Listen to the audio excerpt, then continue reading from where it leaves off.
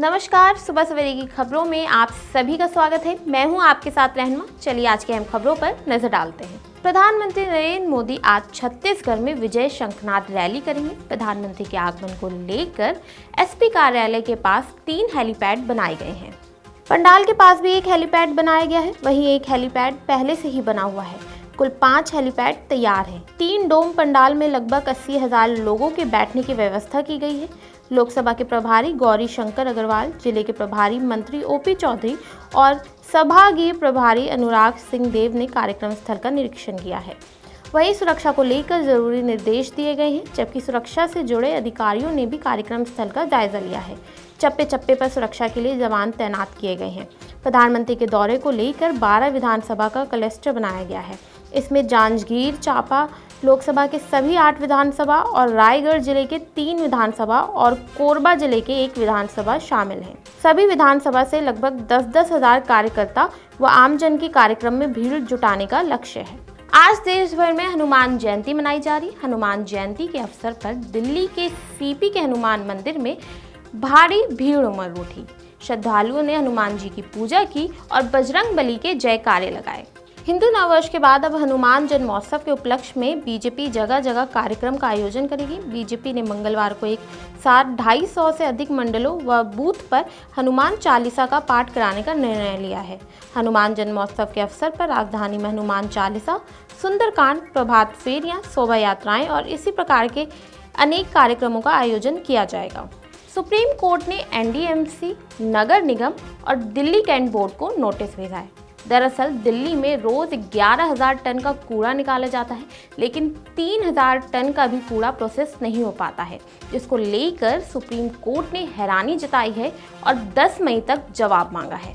पूर्वी दिल्ली के Ghazipur landfill site पर लगी आग को लेकर आप बीजेपी में टकरार बढ़ी है।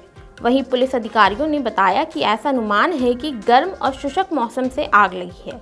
रिपोर्ट दर्ज कर जांच शुरू कर दी गई है। दिल्ली सरकार की कैबिनेट मंत्री आतिशी ने कहा कि घटना के कारण का पता लगाने के लिए मामले की जांच की जाएगी।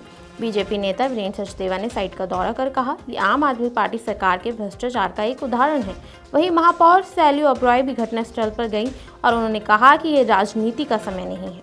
ताइवान में एक बार फिर भूकंप के झटके महसूस किए गए हैं। ताइवान में बताया जा रहा है कि सोमवार देर रात करीब 80,000 से ज़्यादा झटके महसूस किए गए हैं। भारतीय समय के मुताबिक ये दोनों झटके रात 12 बजे के आसपास कुछ मिनटों के अंतराल पर आए। ताइवान में तब रात के 2:30 बज रहे थे। मौसम विभाग ने बताया कि भूकंप का केंद्र पूर्वी काउंटी हुलियान में धरती से 5.5 किलोमीटर नीचे था। भूकंप के कारण हुलियान में 2 इमारतों को नुकसान पहुंचा है। इनमें एक बिल्डिंग ढह गई तो दूसरी सड़क की तरफ झुक गई। जापान, चीन और फिलीपींस में भी हल्के झटके महसूस किए गए हैं। फिलहाल किसी नुकसान की खबर नहीं है।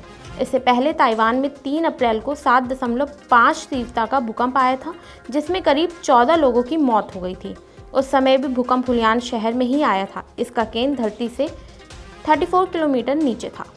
हांगकांग और सिंगापुर में एमडीएच और एवरेस्ट मसाले पर बैन लगने के बाद अब भारत में इस पर बहस शुरू हो गई है। भारत में FSSAI ने इस पर जांच करने के आदेश दिए हैं। एमडीएच और एवरेस्ट के मसालों पर बैन लगने के बाद FSSAI अब भारत में इन मसालों के नए सैंपल की टेस्टिंग करेगा। इसके लिए FSSAI कंपनी की अलग अलग मैन्युफैक्चरिंग यूनिट से सैंपल्स को उठा रही है। FSSAI से जुड़े सरकारी सूत्रों का कहना है कि वे सिर्फ एमडीएच और एवरेस्ट के मसाला सैंपल्स को कलेक्ट नहीं कर रहे हैं, बल्कि कुछ अन्य मसाला ब्रांड्स की यूनिट में भी सैंपल्स को इकट्ठा किया जा रहा है। हांगकांग और सिंगापुर ने अपने नागरिकों को एमडीएच और एवरेस्ट के कुछ ब्लेंडेड मसालों के इस्तेमाल करने से रोक दिया है।